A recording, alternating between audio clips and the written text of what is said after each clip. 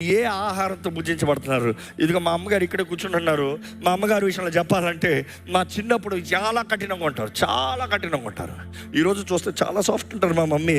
ఈరోజు అయితే మేమైతే కొంచెం మా మమ్మీ మీద ఊరికమా అంటాం, కానీ చిన్నప్పుడు అలా కాదు. నాకు బాగా గుర్తుంది, బెల్ట్ తీసి నన్ను కొట్టేవారు, మామూలుగా కాదు. సుర్ర పడిపోతాయి, మచ్చలు మరకలు పడిపోతాయి. ఈ పంత చదవరా వాక్యం చదివిన తర్వాత బ్రేక్ఫాస్ట్ పెడతాను, అంతవరకు లేదు, పో చదువు. ఆ వాక్యం చదువుతాం మాత్రం కాదు, వాక్యం రాయాలంట. కూర్చుంటే రాయ వాక్యం. నువ్వు చదువుతా జ్ఞాపకం ఉండదేమో, చదివిన దాన్ని బైబిల్ ఇట్ట మూసిపెట్టి ఆ వచనం రాసి మరలా తిరుగు, మరలా చదివి మరలా మూసిపెట్టి ఇట్ట రాయి. అట్లా చదివి చదివి చదివి చదివి నా 13 16 సార్లు బైబిల్ ముగించాడండి. వాక్కు నాలో వెత్తబడింది కాబట్టి బాలుడు నడవలసిన త్రోవ వాడికి నేర్పించి వాడు పెద్దవాడైనప్పుడు దాని నుండి తొలగిపోడు. నేను కూడా దారి తప్పా యవన కాలంలో, కానీ నన్ను మరలా తీసుకొచ్చింది ఆ దేవుని వాక్యమే. ఆ దేవుని వాక్యమే.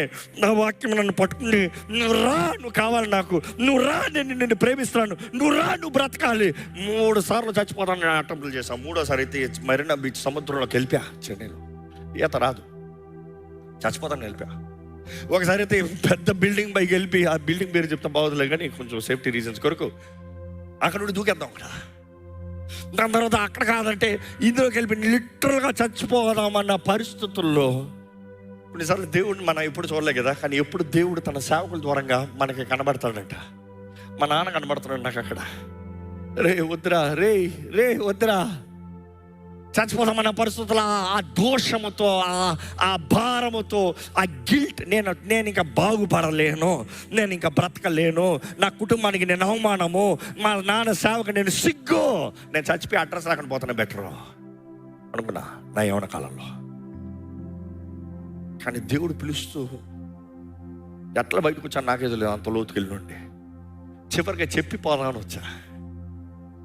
చెప్పేసిపోదాం, చెప్పుకొని పోతే నా మంచి పెట్టే చచ్చిపోయాడని బాధపడతారేమో, నేను ఎంత పనికి వాళ్ళలో చెప్తానో, చీపోరా చావరా అంటారేమో.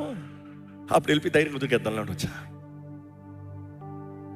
ఒకరోజు అప్పుడే మా నాన్నగారు మీటింగ్ నుండి వచ్చి ఆయన ఇంకా సూట్ కేసులు అన్నీ అన్ప్యాక్ చేసుకుంటే అక్కడ కూర్చొని ఉంటారు బెడ్ మీద. నేను వచ్చి మీతో మాట్లాడాలి, చెప్పరా అన్నారు. నాకు ఇంకా కళ్ళు ముందా కబ